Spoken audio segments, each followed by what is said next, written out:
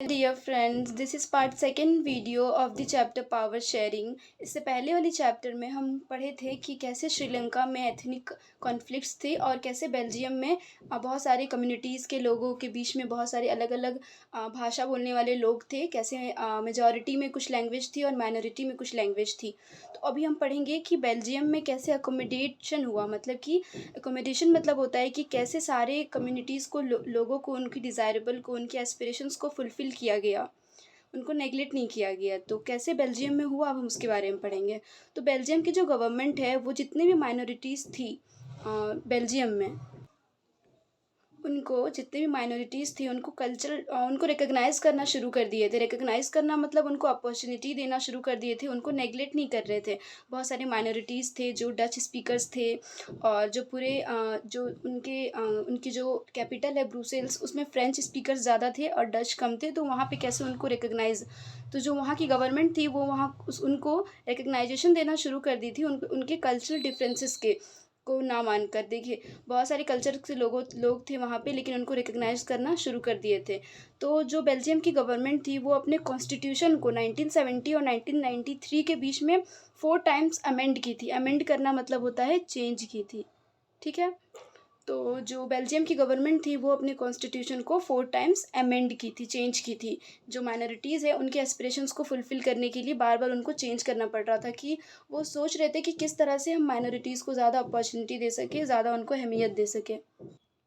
Now अब हम पढ़ेंगे कि जो बेल्जियम की गवर्नमेंट थी उन्होंने क्या-क्या स्टेप्स लिए थे दोनों ही स्पीकर्स के लिए, दोनों ही डच स्पीकर और फ्रेंच स्पीकर्स के लिए।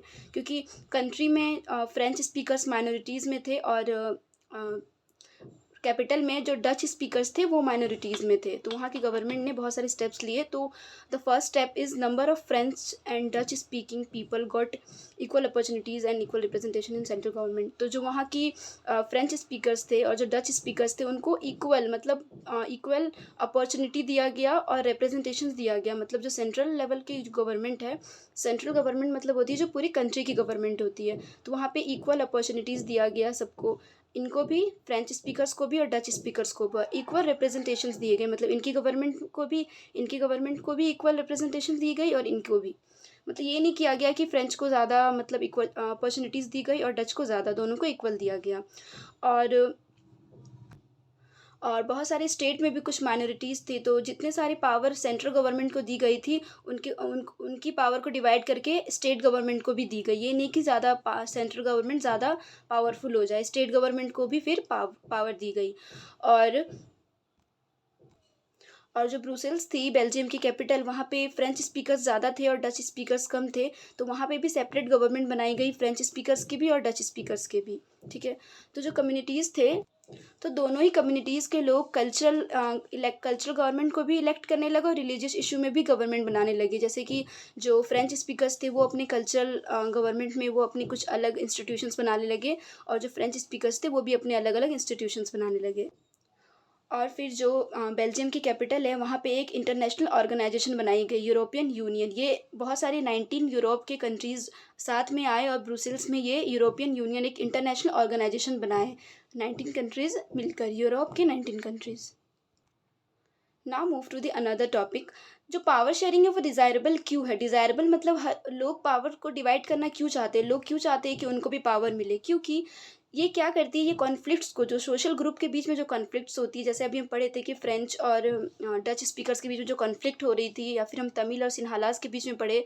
तो अगर हम पावर को डिवाइड कर देंगे बिटवीन 2 कम्युनिटीज़ और भी अदर कम्युनिटीज़ में, तो वो रिड्यूस हो जाएगी, कॉन्फ्लिक्ट्स ज़्यादा नहीं होगी और ये पॉसिबिलिटीज़ कम हो जाएगी कॉन्फ्लिक्ट्स होने की। और मोरल रीज़न एक ये हो जाती है कि जो डेमोक्रेसी है वहाँ पे ये नहीं होता। डेमोक्रेसी का मतलब यही होता है कि वहाँ पे पावर को डिवाइड कर दे और सबको इक्वल अपॉर्चुनिटीज़ दी गई, अनइक्वालिटी ना हो। तो डेमोक्रेसी में पावर शेयरिंग बहुत ज़रूरी है, वो बहुत मतलब सबसे मेन स्पिरिट हो जाती है डेमोक्रेसी की, पावर शेयरिंग। तो अगर हम डिफरेंट कम्युनिटीज़ के बीच में पावर को डिवाइड कर देंगे तो कॉन्फ्लिक्ट होने के चांसेस कम हो जाएंगे। Now forms of power sharing. तो हम पावर शेयरिंग करने की बात किए हैं, तो कौन कौन से टाइप्स के होते हैं पावर शेयरिंग, क्या क्या इनकी फॉर्म्स होती है? तो पावर शेयरिंग की एक हॉरिजॉन्टल फॉर्म्स होती है, एक वर्टिकल होती है, तो और भी होती है, हम अब आगे पढ़ेंगे। तो हॉरिजॉन्टल ऐसे होती है कि वो एक लाइन वाइज लेजिस्लेचर एग्जीक्यूटिव और जुडिशरी के बीच में पावर को डिवाइड कर दिया जाता है डिफरेंट ऑर्गन्स के बीच में। जो फर्स्ट ऑर्गन है वो है लेजिस्लेचर। हॉरिजॉन्टल फॉर्म में ये होता है कि जो फर्स्ट ऑर्गन है वो है लेजिस्लेचर, जो सेकंड है वो है एग्जीक्यूटिव एंड थर्ड है वो जुडिशरी। लेजिस्लेचर एक मेनली बॉडी है जो लॉ बनाती है, एग्जीक्यूटिव उस लॉ को इम्प्लीमेंट करती है और जुडिशरी जो अगर कोई भी कॉन्फ्लिक्ट्स हो जाए तो उसको न्याय दिलवाती है या फिर उसको कॉन्फ्लिक्ट डिस्प्यूट्स को सॉल्व करती है। और वर्टिकल हो जाती है डिफरेंट लेवल में अगर हम पावर को डिवाइड कर देते हैं, जैसे कि सेंट्रल गवर्नमेंट होती है जो पूरी कंट्री की गवर्नमेंट होती है, एक सुप्रीम हेड, यूनियन गवर्नमेंट भी हम इसको कहते हैं। उसके बाद हर एक स्टेट में एक स्टेट गवर्नमेंट, देन फिर लोकल गवर्नमेंट। और लोकल गवर्नमेंट में भी दो टाइप की होती है, एक विलेज में होती है पंचायत और जो अर्बन लोकल गवर्नमेंट में होती है वो हो जाती है म्यूनिसिपैलिटीज़। और एक फॉर्म होती है और दो फॉर्म होती है। पहला हम पढ़े थे हॉरिजॉन्टल, फिर पढ़े थे वर्टिकल, अब पढ़ेंगे हम डिफरेंट सोशल ग्रुप्स के बीच में। तो बहुत सारे सोशल ग्रुप होती है कंट्री में, जैसे रिलीजियस होती है, कोई अलग अलग लैंग्वेज बोलने वाली होती है, फिर अलग अलग कल्चर की सोशल ग्रुप्स होती है। तो जो सपोज़ करें एग्जांपल लेते हैं, जैसे कि हमारी कंट्री इंडिया में हिंदूज़ है, मुस्लिम्स है और बहुत सारे क्रिश्चियंस है, सिख है। तो सबके अपने अपने सोशल ग्रुप्स है। तो सब अपने अपने डिफरेंट फॉर्म्स कर सकते हैं, अपने अपने इंस्टीट्यूशंस बना सकते हैं, अपनी अपनी लैंग्वेज को ज़्यादा बढ़ावा दे सकते हैं। तो हम डिफरेंट सोशल ग्रुप्स के में भी अगर डिवाइड कर देंगे पावर को तो भी कॉन्फ्लिक्ट होने के चांसेस कम हो जाएंगे।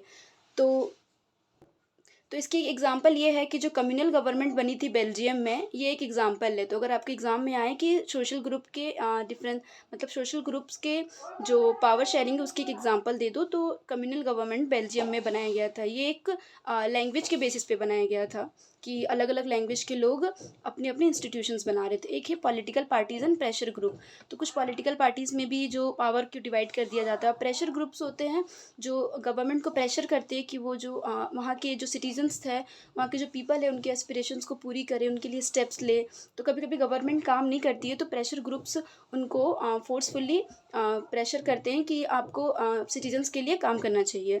तो जैसे कि पॉलिटिकल पार्टीज़ कोलिशन गवर्नमेंट बनाती है। कोलिशन गवर्नमेंट होती है जब कोई एक पॉलिटिकल पार्टीज़ की मेजॉरिटी में वोट नहीं आती है, तो वो बहुत सारे छोटे छोटे पार्टीज़ मिलके, जैसे कि यहाँ पे इलेक्शन हुई है और बहुत सारे छोटे छोटे पार्टीज़ ने इलेक्शन को हेल्ड किया है, लेकिन कोई भी एक पार्टी को मेजॉरिटी में नहीं मिली है, तो अब सरकार किसकी बनेगी?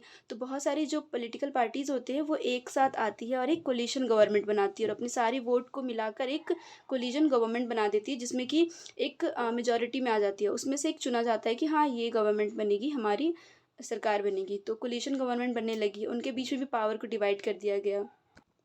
तो हम पढ़े कि बहुत सारे फॉर्म्स होते हैं पावर शेयरिंग के। एक हॉरिजॉन्टल फॉर्म्स होती है, एक वर्टिकल फॉर्म होती है।